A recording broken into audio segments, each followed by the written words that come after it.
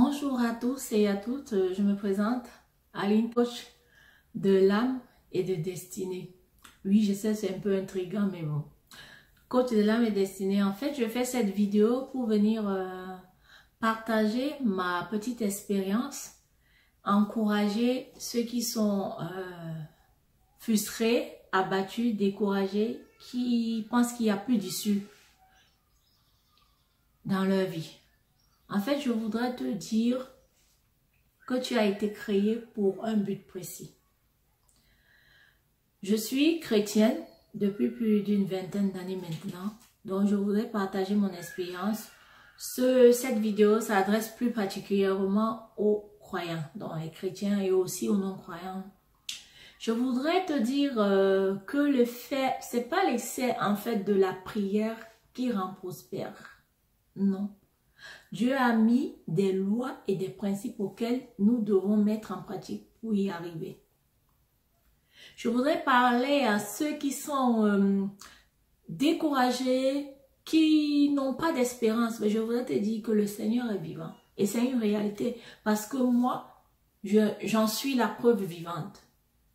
Je suis d'origine camerounaise. J'ai vécu au Cameroun. Oui, je suis née au Cameroun. Et ça fait 11 ans que je vis en France actuellement. Je voudrais partager mon expérience, te donner mon témoignage à toi qui m'écoutes, toi qui me regardes, te dire que lève-toi là où tu es couché. La Bible dit lève-toi, car ta lumière arrive.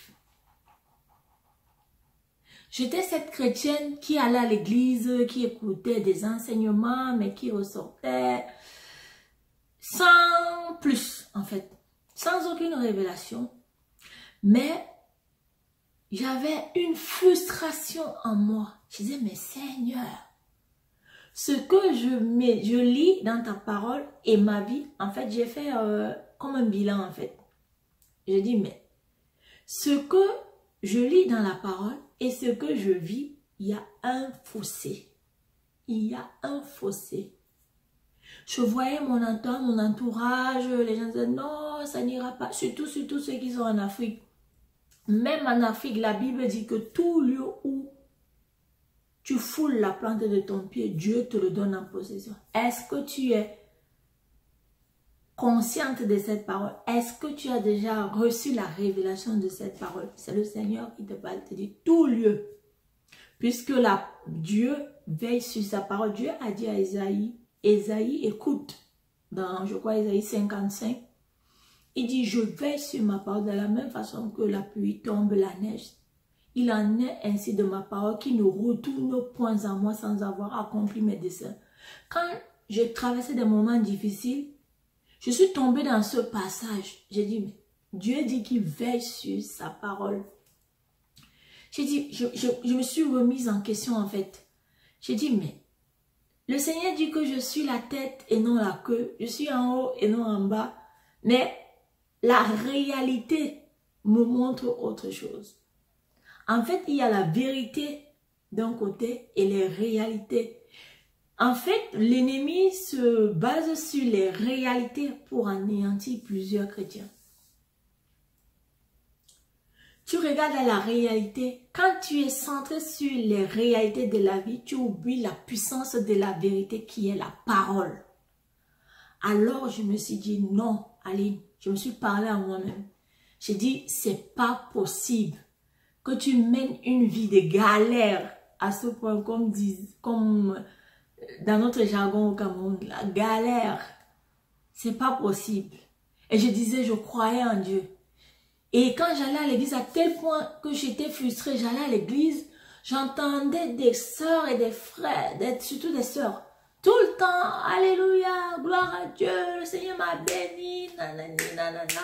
Et j'étais assise là, j'étais devenue même aigrie en fait. Je dis, mais attendez, tous les dimanches, celle-là, je dis, alléluia, gloire à Dieu, mes chers frères et sœurs, tout va bien, le Seigneur a encore fait, nanana. Et ça creusait encore ma frustration, ça appuyait encore sur ma frustration. Je dis, mais non. Alors là, je suis rentrée chez moi. J'ai dit, je dois prendre une résolution. J'ai dit, Seigneur, tu dis que tu veilles sur ta parole pour l'exécuter. Je te prie, mais je n'ai même pas 25. Et encore dans les églises où il y a les temps d'offrande, où les pasteurs invitent des étrangers, où ils font une prière spéciale, eh bien, si tu n'as pas de sous, on ne prie pas pour toi. Tu es déjà disqualifié. Ça aussi, ça me frustrait encore plus. Et j'ai dit, je me suis parlé à moi-même, j'ai dit, Aline, là, il faut que tu fasses quelque chose pour toi, sinon, la galère va vraiment t'ensevelir. Et j'ai dit, non, Seigneur. J'ai dit, Seigneur, je me souviens, je suis allée dans ma chambre, j'ai crié à Dieu, j'ai dit, Seigneur, écoute, Seigneur, je suis fatiguée d'aller jouer à la comédie dans l'église, de venir tous les dimanches, à quoi ça me sert? Si les gens du monde, comme on dit souvent, les non-croyants, ils ne prient pas, mais ils prospèrent, ils percent. Et tout ça, c'est aussi un scénario du diable. Hein? Le diable vient, il te souffle, il te dit, mais à quoi tu perds ton temps là? Hein, regarde, telle réussit, nanana. Mais dans tout ça, je suis restée fidèle à moi-même. Je me suis dit, ben écoute, la vie, c'est pas la course. Comme on dit souvent, il y a un adage qui dit, chacun a son tour chez le coiffeur.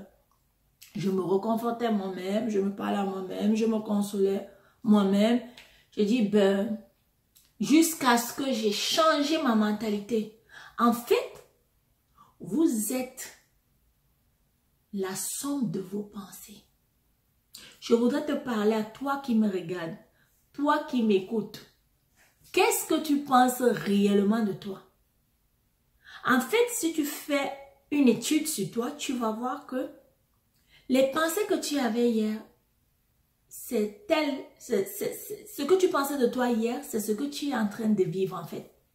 Malgré le fait que tu as des enseignements, malgré le fait que tu as un homme de Dieu qui te suit ou un homme de Dieu qui est puissant, en fait, tant que toi qui me regardes, toi qui m'écoutes, tu n'as pas encore renouvelé ta pensée, eh ben, tu perds ton temps. Parce que c'est ce qui est dans tes pensées. Et je veux vous dire que les pensées sont un champ de bataille très sollicité par le diable. Le diable vous tient en otage dans vos pensées. Il vous dit, eh oh, est-ce que tu crois que tu vas arriver? Qu'est-ce que tu veux me montrer aux gens? Par rapport même à mon cas là précisément, pour faire cette vidéo, j'ai entendu des voix me dire, pour qui tu te prends? Qu'est-ce que tu veux raconter aux gens? C'est toujours comme ça. Et même ton environnement s'associe au diable, mais de façon inconsciente. Il vient te dire, mais pour qui tu te prends? Qu'est-ce que tu crois? En tout cas, dans cette famille, personne n'a jamais réussi, personne ne se marie, nanani, nanana. Et toi, tu acceptes ces pensées. Et cette pensée, tu te moules. Et cette pensée se répercute en toi. Dis-moi, par exemple, quand on fait des prières sur les gens, des fois on prie pour des gens que eux-mêmes ils sont déjà arrêtés dans leur pensée. T'as beau verser les plus bons versets, t'as beau les imposer les mains, prendre l'autorité, mais il faudrait qu'en fait qu'on fasse une étude par rapport aux gens qui viennent souvent pour demander la prière. Qu'est-ce que vous croyez et est-ce que tu crois à la parole? Qu'est-ce que tu penses de la parole en fait? C'est pour ça que je vois maintenant l'importance où Dieu disait à Josué, que ce livre de la loi ne s'éloigne pas de toi. Médite-le jour et nuit parce que nous sommes nés dans un nouveau royaume. Et deux fois, notre ancienne nature, avant d'être convertie, nos traditions, la façon de penser de la société, la façon de penser de nos familles, prennent en otage nos pensées. C'est pour ça l'importance de méditer la parole où l'Esprit Saint va venir t'aider à renverser tous ces faux raisonnements en fait, afin que la révélation sorte de cette parole. J'ai vécu dans une famille, oui, on était bien, mais où il n'y avait pas beaucoup de mariages. Et j'entendais autour de moi mes tantes dire, oh, dans cette famille, vraiment, les filles ne sont pas appelées à se marier, nous, c'est comme ça. Et Dieu merci que le Seigneur m'a fait cette grâce de toujours rejeter les mauvaises paroles. Moi, quand tu me disais, tu ne vas pas y arriver, c'est là, je dis, je vais y arriver. Et je proclamais sur moi, j'ai dit, ce que j'entends de mon entourage, c'est pas mon héritage, c'est pas ma part. Je suis appelée à me marier, je suis appelée à prospérer dans la vie. Et je disais même, je ne suis pas madame tout le monde.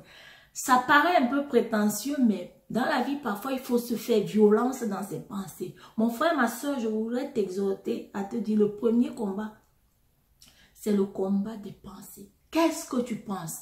Si tu penses que tu vas jamais y arriver, eh bien, ma chère soeur, je te garantis que tu ne vas pas y arriver. Même si on appelle le pasteur le plus oncionné de la terre, rien ne se passera dans ta vie. Tu dois d'abord faire confiance en Dieu et tu dois changer ta pensée. Tu dois aligner ta pensée sur la parole. Quand la parole dit que tu es la tête, c'est vrai, l'ennemi va s'inspirer, il va même inspirer ton entourage, même un proche, même une amie que tu connais, ton ami, te dit, mais attends, pour qui je te prends, hein? Tu vois que tu vas y arriver, hein? Tu ne vas pas y arriver. Des telles personnes comme ça, vous devez vous séparer. Des personnes, des tueurs de foi là, il faut s'en séparer, mon frère, ma soeur. Il faut arrêter de vivre avec les émotions, émotionnellement. Les gens avec qui vous n'avez pas la même vision, vous ne devez pas les fréquenter en fait. Et j'en fais partie de ces personnes-là. Moi, j'avais horreur des gens qui parlent mal, des gens qui ne boostent pas, qui ne me font pas avancer. Je dis bien que c'est une grâce que moi j'ai reçue de Dieu. Je me souviens quand j'étais au Cameroun avec mes oncles, un jour je leur disais, oh là là, et surtout dans nos familles africaines, c'est vrai qu'on dit que le pauvre, hein, mon frère, la pauvreté c'est quelque chose quand même. C'est vrai. Le pauvre, même si tu as les plus bonnes pensées, même si tu as les paroles les plus doucereuses, les paroles vraies, personne ne t'écoute et personne ne te considère, c'est vrai.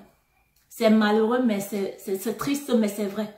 Dans certaines familles, quand tu n'as pas, quand tu es pauvre, personne ne prête attention à toi. Et d'ailleurs, même la Bible en parle dans le livre de Proverbes.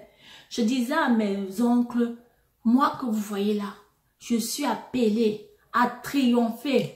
Je ne suis pas encore arrivée, hein, mais je disais ça à mes frères, à mes oncles. Je disais, je ne suis pas venue sur la terre pour accompagner quelqu'un. Et ça paraissait prétentieux. On disait, ah, tais-toi, pour qui tu te prends? J'ai dit, aïe, je me prends pour la fille du roi des rois. Et de façon naïve, je disais ces paroles. Et en fait, ces paroles en moi me boostaient. Je me souviens un jour, j'ai dit à mon frère, j'ai dit à un de mes oncles, oui, on était là, on rigolait, on papotait. Je lui ai dit, ben écoute, moi là, d'ici quelques années, j'irai vivre à l'étranger, j'irai vivre en France. J'irai vivre en France, je vais quitter ce pays, je vais vivre en France. Je me souviens, il s'est roulé à terre, il a rigolé. Je dis, mais ma pauvre, arrête de rêver. Je veux te dire que toi qui rêves, il ne suffit pas de rêver, crois en tes rêves. J'ai cru en mes rêves. J'ai cru en mes rêves et j'ai vu la fidélité de Dieu. Je te parle en conséquence de mon vécu. Je ne parle pas de la vie de quelqu'un d'autre, je parle de ma propre vie. Crois en Dieu. Ne te limite pas à ce que les gens pensent. Parce que l'ennemi s'inspire de ton entourage et en plus l'entourage le plus proche pour te déstabiliser. Tu dois faire violence dans tes pensées. C'est comme la vie de David. Quand Israël, on dit que Israël priait, jeûnait, ça veut dire le fait de beaucoup jeûner, beaucoup prier sans révélation à mon frère. Des fois, c'est inutile quoi. La Bible nous dit qu'Israël a prié, jeûné pendant 40 jours. Mais Goliath avait compris qu'il a saisi la mentalité de ces gens. Goliath avait compris qu'il les a terrassés par la peur, qu'ils ont peur. Goliath avait vu en eux la peur. C'est pour ça que même, ils étaient tellement conscients de la taille de Goliath qu'ils ont oublié la puissance de la parole. Ils priaient Dieu de façon religieuse, mais ils n'avaient pas de révélation par rapport à ça. Donc, il y a des situations comme ça dans la vie. Dès que ça se présente, on ne dit pas qu'on est dans le monde des bisounours, non. J'en suis bien consciente, on a des hauts et des bas, tout le monde a des problèmes. Mais le problème, c'est la façon dont tu accueilles la situation difficile qui se présente à toi. En tant que chrétien, tu dois faire violence dans tes pensées. Tu te dis, malgré cette situation, je sais que j'en sortirai vainqueur. Quand tu proclames une parole comme ça te booste en toi la foi. Mais si tu t'assois, tu cogites, tu analyses, et l'ennemi étant le diable, il s'inspire de tes pensées. Dès qu'il voit une peur, il infiltre. Est-ce que tu arriveras? D'ailleurs, même dans ta famille, personne n'a jamais fait ça. Personne n'a jamais fait ci. Et tu t'assois, tu acquiers toutes ces paroles. Tu les reçois. Et à la fin, tu es déstabilisé, tu es découragé. Malgré le fait que tu es enfant de Dieu, tu connais la parole. Mais la parole, elle devient impuissante. Et deux fois même, nos pensées même peuvent anéantir la puissance du Saint-Esprit en nous. Je vous parle du cas de David et Goliath. Quand David est venu dans le champ de bataille, qu'est-ce qu'il a dit?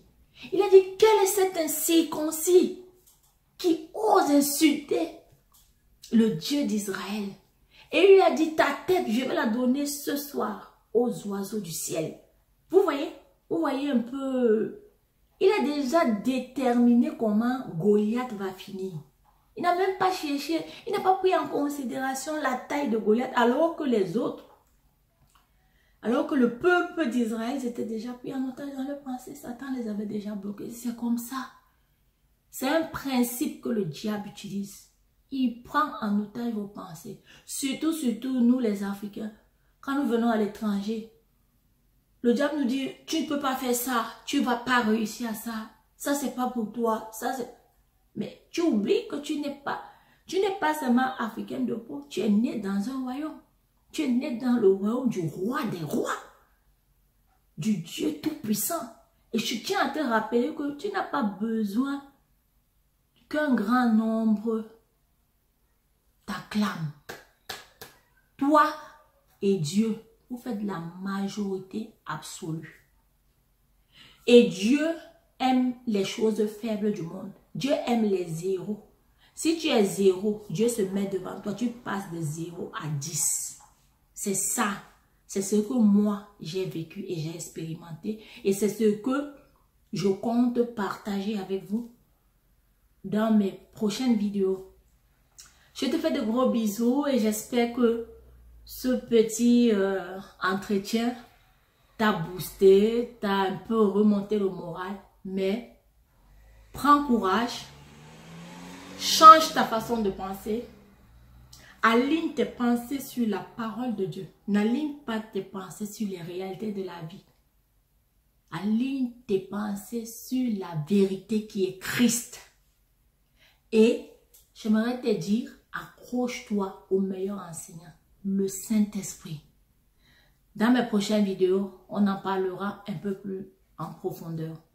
Sur ce, je vous souhaite une bonne fin d'après-midi et que le Seigneur vous bénisse. Bisous. Bye bye.